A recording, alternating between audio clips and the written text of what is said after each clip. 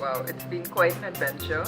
The table is about 7 years old, and because we were completely new to the industry, the hospitality industry, it was a steep learning curve, and it's got its challenges every day and lots of excitement every day, 7 years in. So it's great though.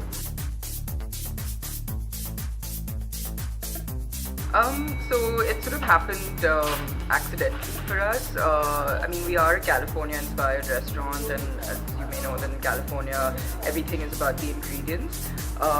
We happen to have a small farm in a place very close to the city, and where we were just growing produce sort of for our own consumption. And then we sort of realized that we could be actually doing a lot more for the restaurant there. So I brought someone on board who sort of helped me develop the land, keeping a restaurant production in mind. And yeah, today it's about 5 years old, and every year we sort of grow, sort of expand what we're doing there, and it's been great for the restaurant and for our guests. I mean, there are a lot of challenges in the restaurant industry, from manpower to ingredients to, so those are, I think, two of the biggest challenges. But I think, because everybody faces them, it's something that, you're on a level playing field in a way. And you just have to sort of take it one day at a time. And that's one of the reasons we haven't expanded rapidly.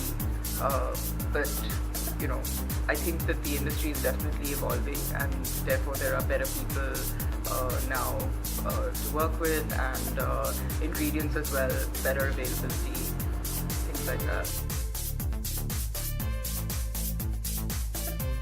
So the community table is the signature table of the restaurant, and what the restaurant's name comes from. It is, the idea came to me actually in a cafe in London where I was sitting at a community table, and I just thought it brought a great energy to the space. And that was my one input to the architect, was that we must have a community table somehow. When we first opened, it was probably the last seat to get filled in the restaurant because people were not used to dining amongst strangers sitting next to them. Today it's the most sought after seat in the house. So I think that we definitely brought sort of a new dimension to eating out in Bombay.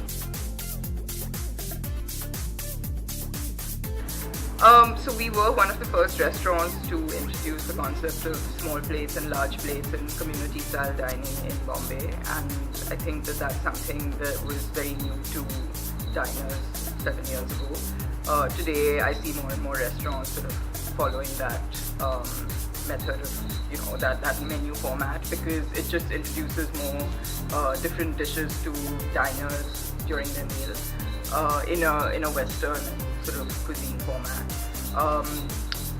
Community table, which I mentioned before, again, the sort of pleasure that comes from meeting strangers while eating out, or if you're a solo diner, to not feel like you're sitting at the table by yourself. So I think the community table definitely was a new concept that we introduced. We have a great wine list. We've really focused on wine at the restaurant, and I think that especially in India, wine, back 7 years ago was not as dominant a beverage as, say, whiskey. And so I think that, we've sort of done our bit to make it more accessible to people. We have a program where we serve sort of wine by the half glass as well as a glass, so people can try more wines if they like. And we have more than half our menus available to drink by the glass, which is also sort of a rare thing in restaurants generally. Oh God, I'm taking it one day at a time right now. We are always looking for new ideas. About 2 years ago, instead of, everyone's always expected us to open a second restaurant pretty much the day after we opened the first one. We haven't, we've always been open to the idea, and we've always looked for great spaces and things, but about 2 years ago we opened a slightly different concept called Magazine Street Kitchen, which is essentially the flip of a restaurant, which is that it's all about the kitchen, and the dining space sort of takes a small sort of part of the space up, and the kitchen is the real star here. And so we do a lot of event-based dinners there. We invite guest chefs from all over the world, and hopefully one day someone from Sri Lanka will grace the kitchen as well.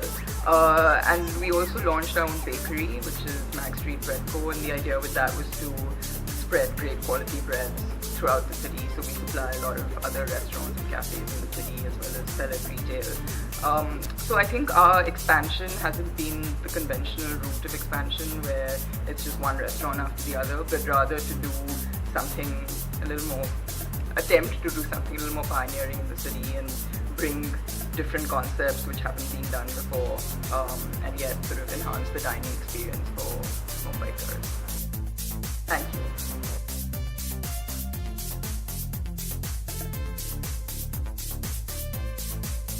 It was a hit and miss. I wasn't a very great student, so I was always driven by cooking shows, and I used to cook a lot of really basic stuff at home.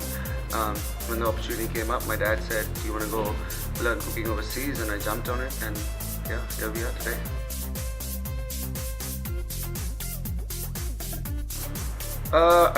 Everyone is very big on this whole molecular gastronomy. I'm not so much of a fan. I'm very old school. I just believe in doing food that's hearty and that fills you up and you feel like you actually had a meal. I don't really have such a signature style.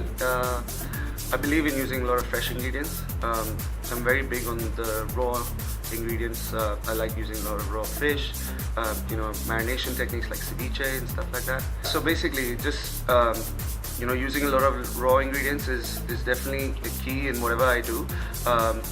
And then just old school techniques, braising things, taking care of food. It's not just taking a piece of meat, throwing it in a pan. You actually have to take care of it, dry it, season it, cure it, whatever it may be, brine it maybe. So yeah.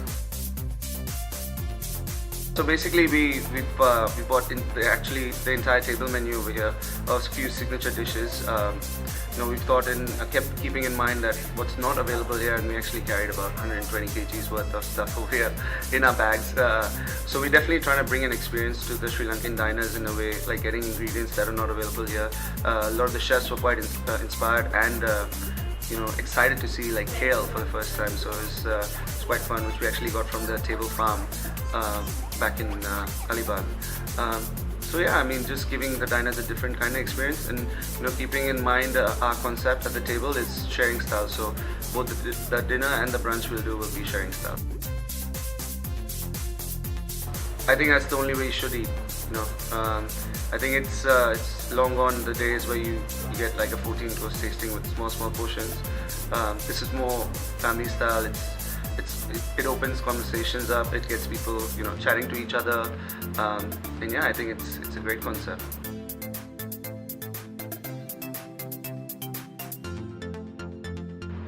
Tuna, beef, which I never get, so I'm like super excited to be cooking with beef over here, and avocados. Yeah. Thank you very much for joining us. My pleasure. Thank you.